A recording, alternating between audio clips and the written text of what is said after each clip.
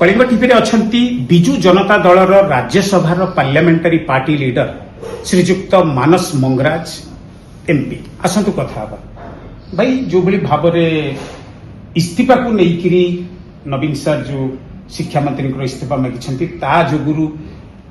Bharatiya Janata party MP माने कहउछंती जे नवीन बाबू एटा मागिबाटा स्पृहणीय नुह सेटा को आपण को हिसाब रिएक्ट करिवे देखंतु वर्तमान शिक्षा क्षेत्र में संस्कार आनिबा बा नीट पेपर लीक विषय रे जहाँ सब घटना घटी ताकू नेगिरी जंतर मंतर रे दीर्घ 25 दिन ऊर्ध्व काल है छात्र छात्री माने अनशन में बसचंदी एवं गत 20 तारिख दिन से माने जेतेबेले पार्लियामेंट अभिमुखे तांकर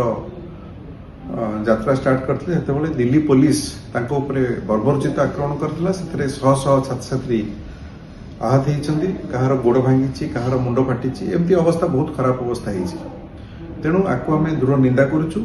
ता सहित काली नवीन बाबू तांको बासभवन में आमर समस्त सांसद मान डाकी सेठी ए विषय आलोचना कले ता सहित गोटे प्रेस वार्ता देले से प्रेस वार्ता कही जहाँ सब घटना घटिला ता अत्यंत निंदनीय अत्यंत बर्बरचित एवं से अत्यंत मर्माहत से कही जे ये जो छात्र छात्री मान आहत होती जो माने शिक्षा लड़ुंट शिक्षार संस्कार लड़ुंट शिक्षार परिवर्तन लड़ुंट आक्रमण संपूर्ण भाव निंदनीय तेणु विजु जनता दल एवं समस्त सांसद एवं एंटायर बीजेडी परिवार सांगे अच्छी से अत्यंत काली क्षोभ प्रकाश करते सहित से कही पार्लियामेंट जो वर्तमान सेशन चली मनसून सेशन पार्लियामेंट समस्त बिजनेस को बातिल करी यही शिक्षा क्षेत्र में केमती परिवर्तन अणाजी वर्तमान ये जो घटना सब घटी स्वतंत्र आलोचना दाबी करते सहित से कही जे जी केंद्र में शिक्षा मंत्री अच्छी सी एभली परिस्थिति जेहेतु सबुआड़ दाबी जोरदार है सी इस्तीफा देवा उचित आपण मैंने जानते जे यही इश्यू को लेकर वर्तमान समग्र देश में छात्र समाज एकाठी होती समग्र देश में समस्त सहर में वर्तमान छात्र छात्री माने बहुत जोर रे आंदोलन आरंभ कले सहित काली नवीन बाबू कही आपंकर विदेश आम्बासी सम्मुख में प्रोटेस्ट स्टार्ट होती तेणु या आधार करके से कही सरकार तुरंत यार समाधान पर रास्ता खोजतु और केंद्र मंत्री इस्तीफा काली से दाबी करते आज एमपी माने कहउछंती भर्तुहरी बाबू कथा आपण कहिले से कहउछंती नवीन बाबू एटा इस्तीफाटा मांगिबा स्पृहणीय सेटा को हिसाब रे आपण देखुछन काहे स्पृहणीय नुहे नवीन बाबू कौन करिवे कौन न करिवे सेटा कोन बीजेपी वाला को पचारी करिवे तेनु हमर बीजेडी होची अलगा पार्टी बीजेडी होची अलगा पार्टी आपण जो कहउछंती पर्टिकुलरली मु कहिबी कटक रो सांसद जो आज गोटे तांको घरे गोटे सांबादिक सम्मेलन डाकी सी मुख्यतः 3टा जिनस मुझे जी शुणी 3टा जिनस मुख्यतः नवीन को कड़ा टिप्पणी रखी सी कही कॉकरोच जनता पार्टी की नवीन बाबू समर्थन करके बहुत बड़ा भूल करुँच मुझे क्लीयरली कहीदे कॉकरोच पार्टी की समर्थन कथा नवीन बाबू आदौ कही ना काली जो आमर समस्त सांसद काली ए संपर्क में आम निकटस्थ विजय चौक रे गोटे सांबादिक सम्मेलन करूँ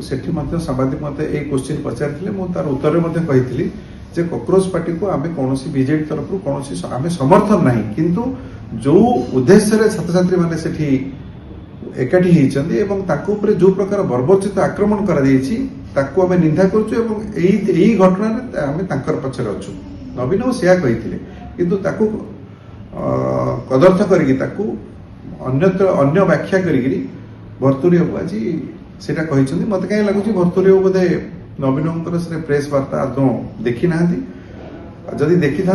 भाया जन विज्ञ लोक एभली भूल प्रेस बाइट दे न था आपन कौन लगुच बीजेपी एमपी माने जो माने भी नवीन बाबू को कथा टी स्पृहणीय से भयभीत विचलित सेमती किछि अछंती देखो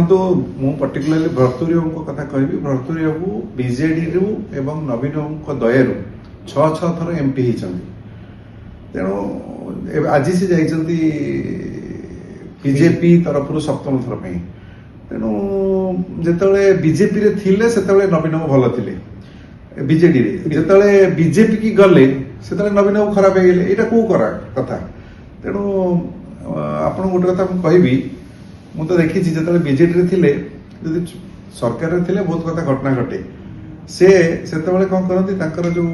ଖବର କାଗଜ ଅଛି ସେ ଖବର କାଗଜରେ ସେ ସଦାବେଳେ ଏଡିଟୋରିଆଲ ଲେଖନ୍ତି ଆଉ ପଟୁ ସମାଲୋଚନା କରିକି ଲେଖନ୍ତି। ଆମେ ତାକୁ ସମସ୍ତେ ମଧ୍ୟ ଗ୍ରହଣ କରୁ, କିନ୍ତୁ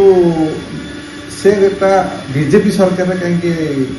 ଆମେ ସେଟା ଦେଖିବା ପାଇଁ ପାଉନୁ। ତେଣୁ ମୁଁ ତାଙ୍କୁ ରିକ୍ୱେଷ୍ଟ କରିବି, ତାଙ୍କୁ ଅନୁରୋଧ କରିବି ଯେ ଯେତେଟା ସାରା ଦେଶରେ ବର୍ତ୍ତମାନ ପେପର ଲିକ୍ ହେଲାଣି ସେ ସମ୍ପର୍କରେ ସେ ମଧ୍ୟ ସ୍ୱର ଉଠାନ୍ତୁ। ତା ସହିତ ଓଡ଼ିଶାରେ ଆପଣ ଦେଖିବେ ନିକଟରେ ବର୍ତ୍ତମାନ ଯୋଉ ଟେକ୍ସଟ ବୁକ୍ ରେ ଗ୍ରାମାଟିକାଲ ଏରର ସୃଷ୍ଟି ହେଇଛି, 17,000ରୁ ଉର୍ଦ୍ଧ୍ୱ ଭୁଲ ବାହାରିଛି। ତା ସେଥିରେ 40 ଲକ୍ଷରୁ ଉର୍ଦ୍ଧ୍ୱ ଛାତ୍ରଛାତ୍ରୀ କ୍ଷତିଗ୍ରସ୍ତ ହେଇଛନ୍ତି। ସେ ସମ୍ପର୍କରେ ମଧ୍ୟ ସ୍ୱର ଉଠାନ୍ତୁ। ତେଣୁ ଯଦି କହିବେ ସବୁ କ୍ଷେତ୍ରରେ କହିଲେ ଟିକେ ଭଲ ହୁଅନ୍ତା। ତେଣୁ ଖାଲି ବିଜେଡି ନବୀନ ବାବୁ ଯୋଉଟା କହିଲେ ତାକୁ କଦର୍ଥ କରି କହିବାଟା ଆତ୍ମସ୍ପୃହଣୀୟ ନୁହେଁ। ମୋର ଶେଷ ପ୍ରଶ୍ନ, ଆପଣ ଆଜ ପାର୍ଲାମେଣ୍ଟାରୀ ପାର୍ଟି ଲିଡର ବିଜେଡିର, ଆପଣ କଣ ଧର୍ମେନ୍ଦ୍ର ପ୍ରଧାନଙ୍କର ଶିକ୍ଷାମନ୍ତ୍ରୀଙ୍କର ଆପଣ ଇସ୍ତଫା ମାଗିବେ? ଆଉ ଏଇ ଯୋଉ ଘଟଣା, ଏଥିରେ ଆପଣଙ୍କୁ କଣ ଲାଗୁଛି ବିଜେପିର ଅନ୍ତର୍କନ୍ଦଳ ଅଛି, ଏକଜୁଟତା ନାହିଁ ତାଙ୍କର? ଦେଖନ୍ତୁ, ନବୀନ ବାବୁ ହଉଛନ୍ତି ବିଜେଡିର ସର୍ବୋଚ୍ଚ ନେତା ବା ସୁପ୍ରିମ ଲିଡର, ମୁଁ ହଉଛି ବିଜେଡିର ଏମପି। ତେଣୁ ନବୀନ ବାବୁ ଯାହା କହିବେ ବା ଇସ୍ତଫା ମାଗିବେ, ଆଉ ମାନସ ମଙ୍ଗରାଜଙ୍କର ଡିମାଣ୍ଡ ମଧ୍ୟ ଦାବି ମଧ୍ୟ ସେଇଆ। ଦ୍ୱିତୀୟତଃ ଆପଣଙ୍କୁ କହୁଛି, ଆଜି ଯୋଉ ଭର୍ତ୍ତୁହରି ବାବୁ ଆପଣଙ୍କର ଅନ୍ତର୍କନ୍ଦଳଟା ପୁରା ସ୍ପଷ୍ଟ କେମିତି ବାରି ହେଉଛି ତାର ଗୋଟିଏ ଉଦାହରଣ ଆପଣଙ୍କୁ ଦଉଛି। ଆଜି ଭର୍ତ୍ତୁହରି ବାବୁଙ୍କ ଘରେ ସାମ୍ବାଦିକ ସମ୍ମିଳନୀ ଭର୍ତ୍ତୁହରି ବାବୁ କରିଥିଲେ। 20 ଜଣ ସାଂସଦ ବିଜେପିର ଅଛନ୍ତି ଓଡ଼ିଶାର, ସେଥିରୁ କେତେ ଜଣ ସାଂସଦ ଆଜି ଉପସ୍ଥିତ ଥିଲେ ଦେଖିବେ। ଧର୍ମେନ୍ଦ୍ର ବାବୁଙ୍କ ଗ୍ରୁପର ଯୋଉମାନେ ସେମାନେ ଉପସ୍ଥିତ ଥିଲେ, କିନ୍ତୁ ଧର୍ମେନ୍ଦ୍ର ବାବୁଙ୍କୁ ଯୋଉମାନେ ବିରୋଧ କରୁଛନ୍ତି ସେମାନଙ୍କର କାହାର ଦେଖା ନଥିଲା। ତେଣୁ ସେଇଠି ତ ଜଣାପଡୁଛି ତା କିଛି ଠିକ ଚାଲିନି ବିଜେପିରେ, ଓଡ଼ିଶା ବିଜେପିରେ। କଳିଙ୍ଗ ଟିଭି ସାଙ୍ଗରେ କଥା ହେବା ପାଇଁ ବହୁତ ବହୁତ ଧନ୍ୟବାଦ। Thank you. Ashutosh Raut, Kalinga TV, Delhi.